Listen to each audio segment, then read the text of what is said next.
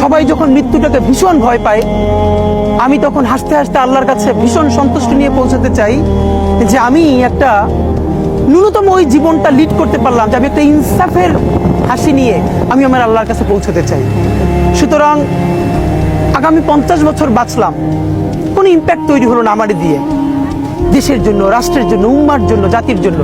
কিন্তু আমি ধরেন 5 বছর বাঁচলাম, সেটার মধ্য দিয়ে যদি আগামী 50 বছরের ইম্প্যাক্ট তৈরি হয়, তাহলে অনেকদিন বেঁচে থাকায় কি সাফল্যের বলেন? শহীদ প্রেসিডেন্ট জিয়াউর রহমান কয়টা দিন বেঁচেছেন, কিন্তু ভাবেন আজকে পর্যন্ত উনি আমার অনুপ্রেরণা।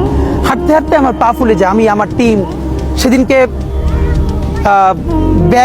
ব্যাগের মধ্যে জুতো নিয়ে তারপরে একটা শপিং মলে ঘুরছিলাম, মানে পা ফুলে গেছে, পা জুতোয় ঢুকাতে পারছিলাম না। তো জিয়াউর রহমানের একটা ওনার গল্প মনে পড়ছিল, যিনি মাইলকে মাইল যখন হাঁটতেন ওনার সাথে স্টাফদের পা ফুলে যেত, কিন্তু ওনার তো আর্মি ট্রেনিং আছে। তখন তাকে বলতো, স্যার আপনার তো আর্মি ট্রেনিং, আমরা তো আর পারি না। এই জন্য ওনাকে মানুষ রাখাল রাজা বলতো।